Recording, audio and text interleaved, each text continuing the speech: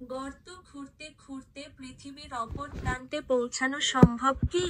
এই প্রশ্নটি অনেকের মনে জাগে, বিশেষ করে শিশুদের কল্পনার জগতে। কল্পনায় ভাবা যায় যদি আমরা এক জায়গা থেকে গর্ত খুঁড়তে খুঁড়তে একেবারে পৃথিবীর বিপরীত পাশে পৌঁছে যাই, তাহলে কি আমরা অন্য কোনো দেশে বা জায়গায় পৌঁছাবো? বৈজ্ঞানিক ব্যাখ্যা: পৃথিবীর ভেতরটা একেবারে কঠিন মাটি বা শূন্যস্থান নয়, বরং এটি বিভিন্ন স্তরে বিভক্ত। ভূপৃষ্ঠ, ক্রাস্ট, এটি পৃথিবীর বাইরের কঠিন স্তর। ম্যান্টল, ম্যান্টল, এই স্তর গরম ও আংশিক তরল অবস্থায় থাকে। বাহ্যিক কেন্দ্র, আউটার কোর, এটি গলিত লোহা ও নিকেল দিয়ে গঠিত। একেবারে তরল, অভ্যন্তরীণ কেন্দ্র, ইনার কোর, এটি অত্যন্ত গরম ও কঠিন, এবং মূলত লোহা দিয়ে গঠিত।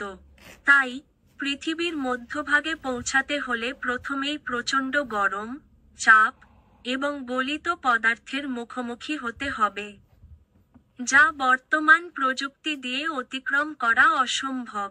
বাস্তবতা: এখনো পর্যন্ত মানুষ পৃথিবীর গভীরে সবচেয়ে বেশি যে গর্তটি খুঁড়েছে, তা হল Kola superdeep borehole, Kola superdeep বহল।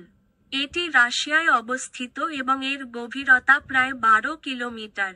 অথচ পৃথিবীর কেন্দ্র পর্যন্ত যেতে হলে প্রায় 6371 কিলোমিটার খনন করতে হবে।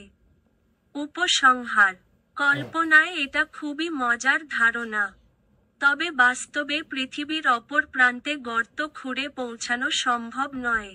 তবে বিজ্ঞানের উন্নতির ফলে ভবিষ্যতে হয়তো এমন অসম্ভবকে সম্ভব করে দেখাবে মানুষ।